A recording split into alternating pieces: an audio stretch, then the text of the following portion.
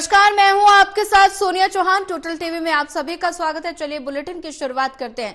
देश भर में आज जन्माष्टमी की धूम। कान्हा के जन्मोत्सव पर श्रद्धालुओं में उत्साह देखा जा रहा है और दिल्ली के मंदिरों में भक्तों की भारी भीड़। मंदिरों में जय कन्हैया लाल की गूंज। जन्माष्टमी पर जगमगा रहे दिल्ली के मंदिर। दुल्हन की तरह सजे दिल्ली के मंदिर। दिल्ली के इस्कॉन मंदिर में खास आयोजन। भगवान कृष्ण को लगेगा 1 लाख व्यंजनों का भोग। महाआरती के साथ श्री कृष्ण को लगेगा भोग। रात 12 बजे होगा दुग्धाभिषेक। बता रहे मंदिरों में जय कन्हैया लाल की गूंज। देश भर में जन्माष्टमी की धूम देखने को मिल रही है। कान्हा के जन्मोत्सव पर श्रद्धालुओं में उत्साह देखा जा रहा है और दिल्ली के मंदिरों में भारी भीड़ देखने को मिल रही है। मंदिरों में जय कन्हैया लाल की गूंज। जन्माष्टमी पर जगमगा रहे दिल्ली के मंदिर। देश भर में आज जन्माष्टमी की धूम देखने को मिल रही है। कान्हा के जन्मोत्सव पर श्रद्धालुओं में उत्साह। मंदिरों में जय कन्हैया लाल की गूंज। जन्माष्टमी पर जगमगा रहे दिल्ली के मंदिर। राधा पार्षद दिल्ली मंदिर के 4:30 बजे कपाट खुला।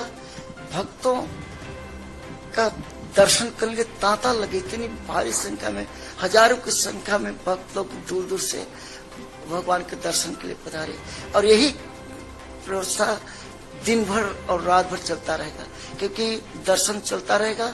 लेकिन जैसे 9:30 बजेंगे भगवान का महाअभिषेक आरंभ होगा।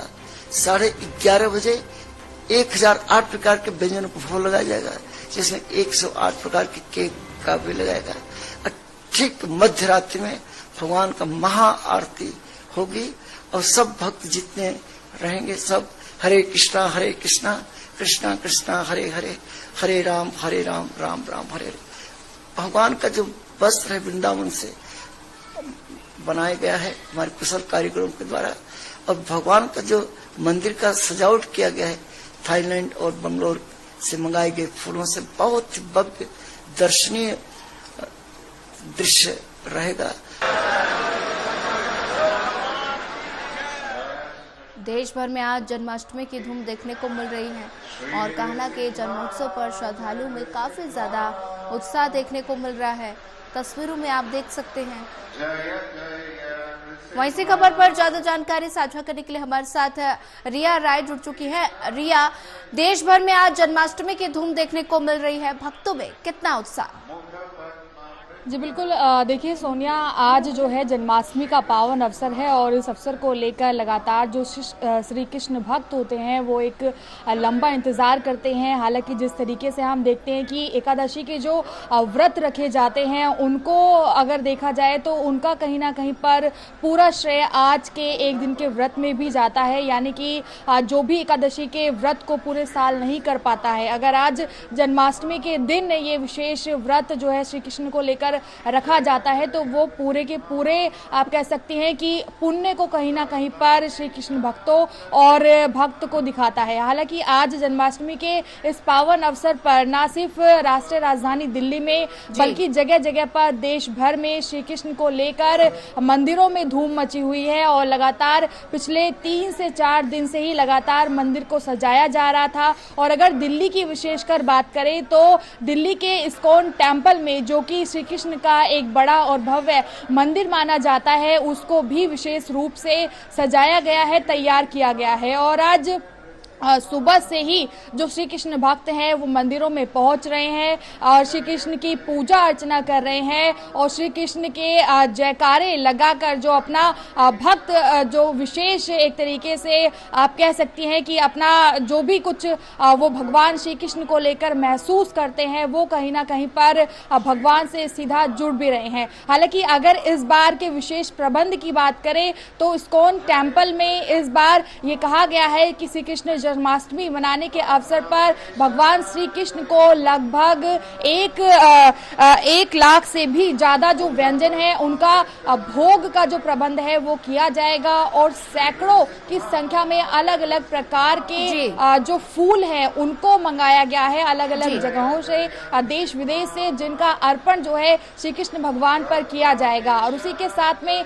क्योंकि रात्रि में लगभग 12 बजे के आसपास में भगवान श्री कृष्ण को जलाभिषेक, दुग्धाभिषेक के साथ में उनको नहलाया जाता है और उनकी महाआरती के साथ आप कह सकते हैं कि उनका ये जन्म दिवस जो है वो श्री कृष्ण के जो तमाम भक्त होते हैं वो मनाते हैं। लेकिन श्री कृष्ण जन्माष्टमी का ये पावन अवसर तो जरूर है सोनिया, जिसे लेकर देश भर के सभी जो भक्त हैं वो काफी ज्यादा खुश नजर आ रहे हैं। लेकिन उसके साथ साथ में आसपास में मंदिरों के आसपास में विशेष प्रबंध को भी किया गया है, क्योंकि बड़ी संख्या में जो भक्त हैं वो हर बार मंदिरों में पहुंचते हैं। ऐसे में लगभग 2 बजे के आसपास से ही मंदिर के आसपास जो रास्ते होंगे उन्हें पूरी तरीके से बंद कर दिया जाएगा, ताकि किसी भी तरीके के जो बड़े वाहन है या छोटे वाहन है वो मंदिरों के आसपास में ना पहुंचे और पहुंचने की वजह से किसी तरीके की अफरा तफरी ना हो, इसका विशेष ध्यान रखा गया है। हालांकि ये भी क्यास लगाए जा रहे हैं क्योंकि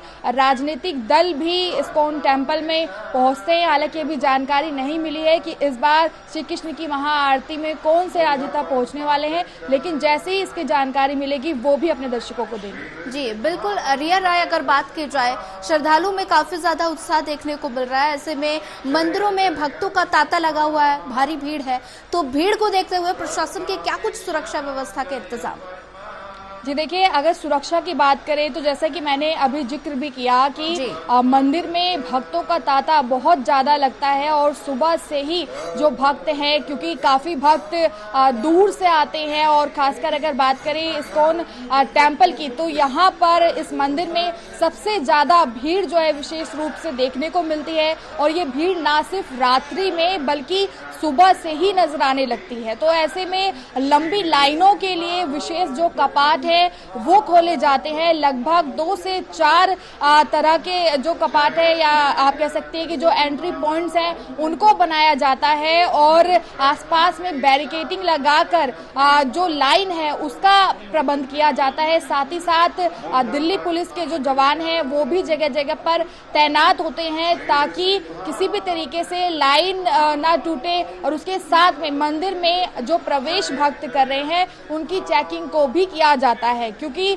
बहुत ज्यादा भीड़ होती है और हमेशा ऐसा होता है कि भीड़ वाले स्थलों पर कुछ ना कुछ घटना घटित हो सकती है, जिसको ध्यान में रखते हुए इन विशेष प्रबंधों को किया जाता है। तो पूरी तरीके से सुरक्षा का भी ध्यान रखा जा रहा है और 2 बजे के बाद पूरी तरह से आसपास के जितने भी मंदिर के रास्ते होंगे वहां पर पूरी तरीके से बंद कर दिया जाएगा। किसी भी वाहन को अंदर जाने की अनुमति नहीं मिलेगी। लेकिन श्री कृष्ण भगवान के दर्शन करने के लिए जो भक्तजन है वो मंदिर में जरूर पहुंच सकते हैं। जी अगर बात की जाए रिया, दिल्ली के इस्कॉन मंदिर में खास आयोजन होगा और भगवान कृष्ण को 1 लाख व्यंजनों का भोग लगेगा, तो ऐसे में क्या कुछ खास रहने वाला है इस जन्माष्टमी के मौके पर?